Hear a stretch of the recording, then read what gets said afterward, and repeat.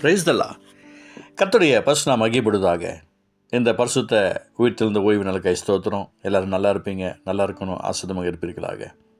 நீதிமொழிகள் புஸ்தகம் 28ஆம் அதிகாரம் 9வது வசனம். Proverbs chapter 28 verse 9. வேதத்தை கேளாதபடி தன் செவியை விலக்கிறோடைய ஜெபமும் அருவருப்பானது. எனக்கு பிரியமானவர்களே, அருவருப்பான சில காரியங்களை குறித்து நமக்கு நல்லாக தெரியும். ஒரு சில நேரங்களில் சில இடங்களுக்கு போகும்போது சில சோர்வுகள் வரதான் செய்யும். பல ஆண்டுகளுக்கு முன்னதாக ஊழியர் நிமித்தமாக திருவண்ணாமலையிலேருந்து நான் கிருஷ்ணகிரி வரைக்கும் வர வேண்டியதாக இருந்தது. அப்போ பஸ்ஸில் வந்துட்டு இருந்தேன். இப்போல்லாம் காரில் போனால் ஒரு மணி நேரம் ஒரு மணி நேரத்தில் போயிடலாம், 3/4 மணி நேரத்துலையும் போகலாம்.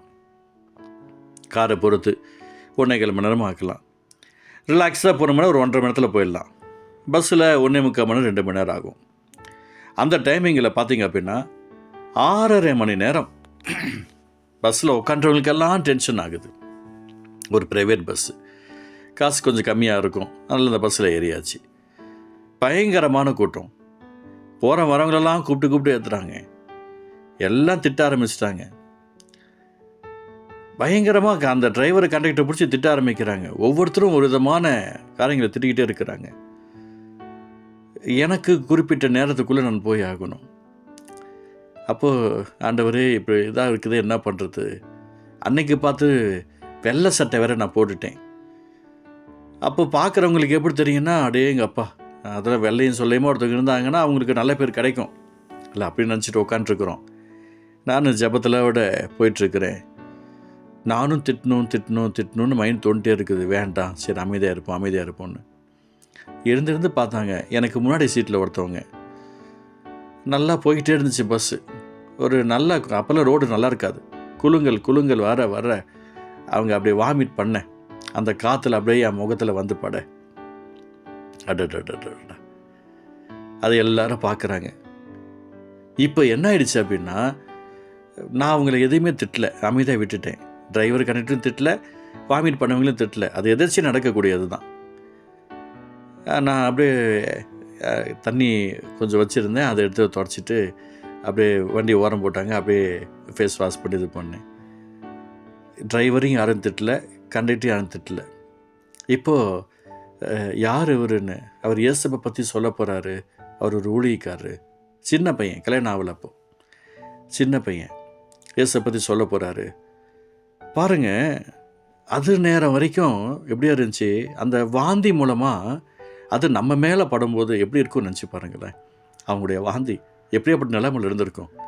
அக்செப்ட் பண்ணிக்கிட்டேன், சந்தோஷமாக ஏற்றுக்கொண்டேன். ஆண்டவரே, நீங்கள் நீடிய பொறுமை கொடுத்தீங்கப்பா, உமக்கு ஸ்தோத்திரம் ஆண்டவரே. ஒருவேளை நான் பேசியிருந்தேன், அதுக்கப்புறம் இவங்க என் மேலே வாந்தி எடுத்திருந்தா, இவன் பேசினான் பாரு, இவன் என்ன பேச்சு பேசினான் பாரு, அதனால தான் அப்படின்னு சொல்லியிருப்பாங்க.